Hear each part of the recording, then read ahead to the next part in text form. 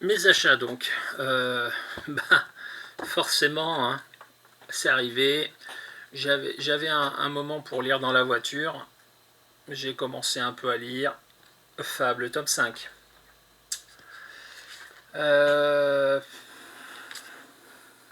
Là, on sent que, on sent, et c'est même dit dans l'édito, qu'on approche de la fin de la première histoire, pas du premier arc, parce que des arcs, il y en a eu plein depuis le début, mais on approche de la fin de la première histoire, et j'ai hâte de voir comment ça va évoluer par la suite.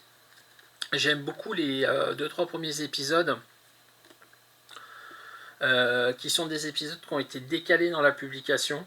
Le premier épisode venait en plein milieu de l'histoire, en 7 ou 8 parties qui étaient dans le tome précédent. L'épisode suivant est aussi un stand-alone. Le premier épisode, c'est un épisode où on répond à plein de questions de fans de la série. La deuxième histoire, c'est un épisode stand-alone pareil, où on apprend comment sont formés les soldats de l'armée des Fables. Franchement, c'est super sympa. Hâte de lire la suite, hâte de trouver le temps de lire la suite, et de toute façon, ça sera lu assez rapidement, puisqu'on retourne à la rentrée, et je vais encore avoir 2 soirs par semaine où j'aurai 1 heure à 1 heure et demie d'attente pour les activités de ma fille. Donc j'aurai le temps de lire. Et puis, bien évidemment, une fois que j'aurai lu Fable, je lirai Y, le dernier homme. Là, c'est le tome 4, c'est l'avant-dernier. Fable, c'est annoncé en 10 tomes. Ça, c'est annoncé en 5, donc il n'en restera plus qu'un. D'ailleurs, je suis très très étonné, ils n'ont pas annoncé la prochaine vague de Urban Nomads. C'est la 4e vague, si je ne m'abuse. Je pense que la prochaine vague sortira sûrement pour Noël ou pour Angoulême en janvier. Donc je pense qu'on devra avoir une annonce dans pas très très longtemps. Peut-être plus en janvier, parce que je crois que les comics d'Urban de décembre sont déjà proposés sur le site. Et je pense que janvier-février, oui, on devra avoir la nouvelle vague urbaine. Et donc, à cette occasion-là, on finira Y, le dernier homme. En parlant de choses finies, le 5e et dernier tome de Transmétropolitane, j'ai toujours lu que le premier, j'ai pas lu la suite. Euh, j'ai eu une année assez compliquée au niveau psychologique, assez difficile, avec pas mal de soucis, pas mal de choses assez prenantes. Et donc du coup, c'est pas une lecture dans laquelle je me sentais de me lancer de manière continue. J'ai même pas touché le deuxième tome alors que j'avais vraiment adoré le premier. Et je pense que j'espère que cette année sera plus facile psychologiquement, avec moins de combats, moins de petits détails à régler, que ça roulera un petit peu mieux sur la route, on va dire, pour que je puisse me plonger dedans et en apprécier tous les travers et tout le côté anarchique et révolutionnaire, parce que c'est vraiment anarchique et révolutionnaire. Encore une fois, c'est pas une lecture pour tout le monde, et c'est pas une lecture pour tous les états d'esprit surtout. Je pense que c'est pas quelque chose qu'on peut lire quand on n'est pas bien. Voilà, il faut une certaine forme de soulagement intellectuel, de liberté de penser qu'on n'a pas forcément quand on a des problèmes à régler. Donc c'est acheté, c'est mis de côté. Dès que je me sentirai suffisamment bien pour le faire, je le dirai. Mais c'est en même temps une petite impatience. Donc je pense que ça ne tardera pas trop si ma vie me laisse un peu tranquille. Et puis bien évidemment, au niveau des Urban Nomades, Justice League, le 3e tome. Donc la série sera complète en 6. Là, on arrive jusqu'à la guerre des trois ligues. Et donc le prochain tome, ça sera Forever Evil. Pas encore eu le temps de lire le deuxième. Ça fait partie des choses que j'avais emmené en vacances au mois de juillet et que j'ai pas eu le temps de lire. Et puis je me suis pas replongé dedans depuis parce que c'est pas une priorité. C'est pas non plus quelque chose qui va traîner très très longtemps parce que à partir de la guerre des ligues, je sais ce qui se passe, je les ai lus. Il reste plus que le deuxième tome d'inédit, donc je pense que le deuxième tome, je vais le lire assez rapidement, et puis je vais enchaîner sur les autres que je connais déjà par la suite. Ensuite, donc tout ça, ça va être à des niveaux plus ou moins divers de la palle, mais quand même assez haut. Ça va être assez bas. Dark Web. Je l'ai pris pour deux raisons. Il y a du Venom et il y a du Amazing Spider-Man dedans. Sachant que le Venom, je le suis. Et que le Amazing Spider-Man, je pense que quand il va commencer en VF, je vais le suivre aussi, parce que plus j'en entends parler, plus je trouve que ce qui est fait est intéressant. Bien exécuté, ça on verra quand je l'aurai lu, mais intéressant, parce qu'il y a plein de rebondissements qui me sont annoncés. Alors je suis les commentaires US, bien évidemment, je m'auto-spoil comme un sagouin. Je sais que ça c'est pas très très bon par exemple, mais ça fait partie de la chronologie et de Spider-Man et de Venom, donc je veux les avoir pour les lire. Maintenant, est-ce que je vais devoir attendre longtemps avant de les lire? Peut-être un petit moment, parce que je suis pas sûr que les Deluxe de Spider-Man sortent tout de suite. On aura la patience de... Voilà.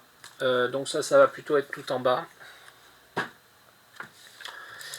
L'intégrale Excalibur 90. Donc là on est sur des épisodes 20 à 31. On a la fin de l'histoire des voyages temporels. On a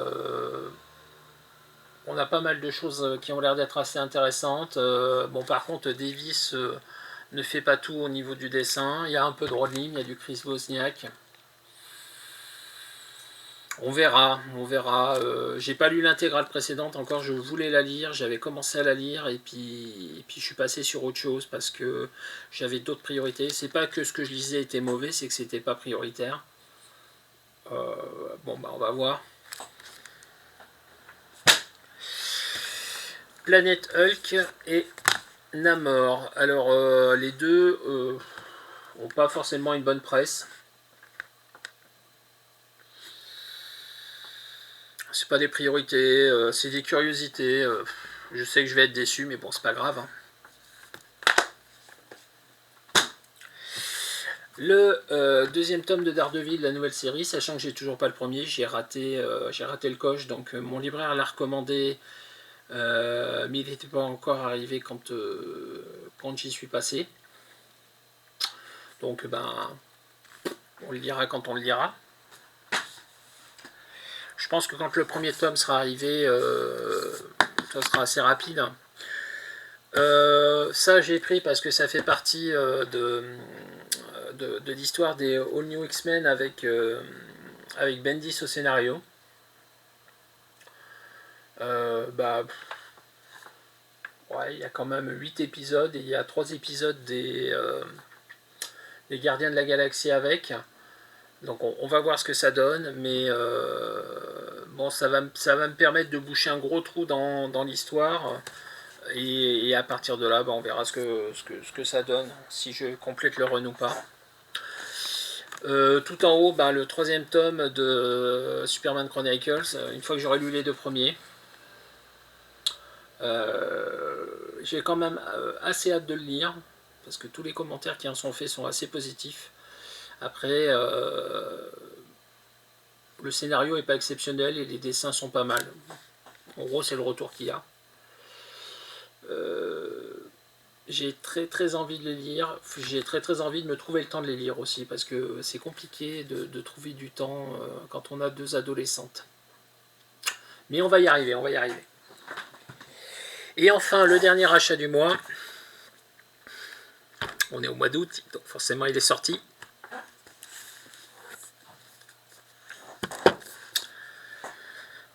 Ça m'arrive très rarement, mais quand je suis rentré de mon libraire il y a 3 jours, oui, j'ai mis 3 jours pour faire cette vidéo, j'ai mis un peu de temps. Quand je l'ai pris en photo, je l'ai partagé sur les réseaux sociaux, enfin sur le réseau social où je suis, à savoir Facebook. Je suis tellement content de l'avoir. Je sais ce qu'il y a dedans, je connais tous les détails, toutes les pages, tous les épisodes, je les ai lus et relus et relus. Pour vous dire, à l'époque, c'est une série que je suivais en version originale et que je rachetais en français après. Je, je pense très sincèrement qu'il va être lu rapidement. Je pense que je voulais faire Spider-Man 2099 une fois que j'aurais fini le Spider-Man de Roger Stern. Je pense que je vais me dépêcher de finir le Spider-Man de Roger Stern pour attaquer les Thunderbolts, quoi. Et c'est bien marqué volume 1 dessus, donc ils envisagent bien de sortir la suite. Et rien que ça, je suis content. Je suis très très content. Qu'est-ce qu'on peut dire de plus que si vous avez jamais lu, il faut le lire. Il faut le lire au moins les 12 premiers épisodes de la série. Après, on part sur autre chose. C'est pas que c'est moins bien, c'est pas que c'est moins intéressant, mais on part sur autre chose. Et le autre chose est pas du niveau des 12 premiers épisodes pour moi, puisque les 12 premiers épisodes mettent en place ce qui va se passer ensuite. La suite, c'est juste ce qui découle du twist, quoi. J'en dirai pas plus, je veux pas vous spoiler, mais pour moi, c'est une lecture essentielle. Ouais, donc les 12 premiers épisodes, le premier annual et le Spider-Man Team Up, en particulier le Spider-Man Team Up qui est hyper important pour comprendre de quoi je parle. C'est franchement génial. C'est franchement génial. Voilà. Et je suis joie, je suis bonheur de l'avoir. On va passer aux lectures. À tout de suite.